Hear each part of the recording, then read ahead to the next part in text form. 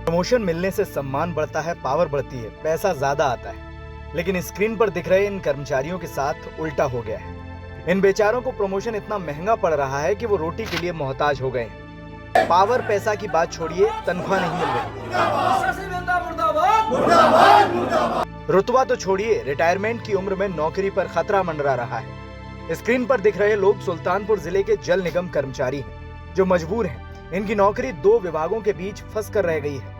Promotion के बाद जल निगम के दफ्तर जाते हैं तो वहां के अधिकारी नगर पालिका दफ्तर भेजते हैं। नगर पालिका पहुंचते हैं तो वहां के अधिकारी कहते हैं, जाओ, हमारे पास बजट नहीं है। अब ऐसे में कर्मचारी करें तो क्या करें? हड़ताल कर नहीं सकते, धरना दे नहीं सकते, तनख्वाह मिल नहीं रही। ऐसे में कर्मचारियों ने तंग आकर शुक्रवार की शाम एक्सीएन को बंधक बना लिया। हम लोग जो है ना तो जल निगम सुल्तानपुर के रह गए और ना नगर पालिका के रह गए।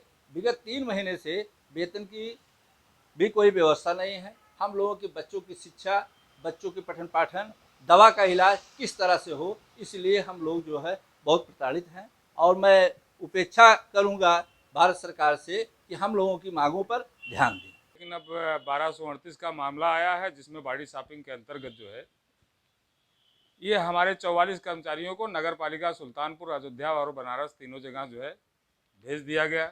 ना नगर पालिका सुल्तानपुर हमको लेने को तैयार है, ना अयोध्या में काम मिल रहा है, ना हमको जो है बनारस में कोई काम मिला।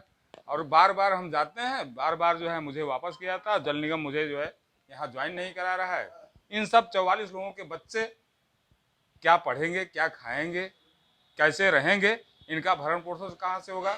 और ये आदिवासी अभियंता की हठधर्मिता है। अगर इन लोगों द्वारा, मैं चूंकि लाल झंडे नेतृत्व में मैं जाता हूँ, तो इनके द्वारा मुझे यह भी धमकाया जाता है कि आप क्यों आए, अपने कार्य को जाके करिए। आप अपनी साइड पर नहीं जाते हैं, अपना काम नहीं करते हैं, केवल यहाँ चले आते हैं, मेरे कमरे में मत आया करिए। और मेरे द्वारा मेरे लिए पत्र भी लिखा जाता है, ये फोर्स किया जाता है कि आप जो है इसका जवाब दीजिए। तो मैं जनपद सचिव होने के नाते मेरा किया जा रहा है। 35 साल से और 57, 58 साल, 59 साल, किसी का 6 महीना बाकी है, रिटायरमेंट के करीब हैं। हमको सारी पारिवारिक जिम्मेदारी है। हम लोग दवा से पीड़ित हैं, बच्चे भुखमरी के कगार पे हैं।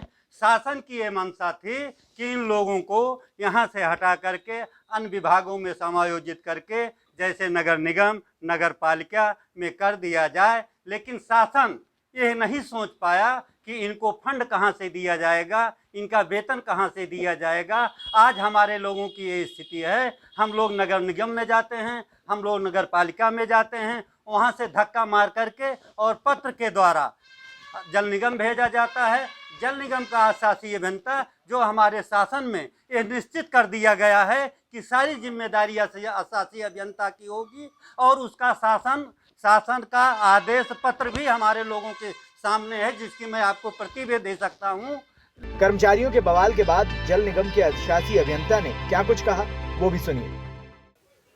उत्तर प्रदेश जल निगम के 1238 कर्मचारियों को नगर निकायों में, जिसमें नगर निगम और नगर पालिकाओं में प्रतिनियुक्ति पर भेजे जाने के निर्देश मिले हैं।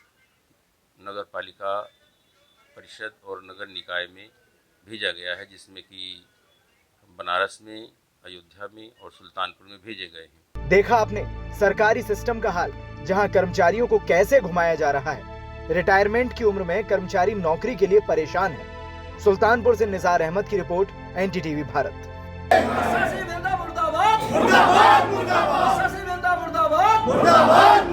देश दुनिया की ताज़ा तरीन खबरों से रूबरू होने के लिए सब्सक्राइब कीजिए आपका अपना चैनल एनडीटीवी भारत।